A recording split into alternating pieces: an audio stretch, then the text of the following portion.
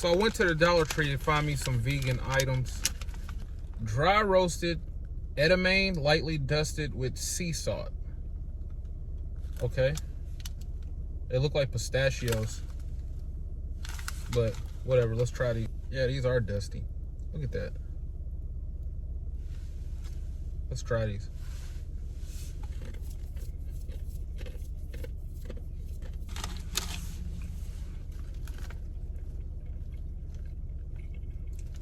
These ain't it.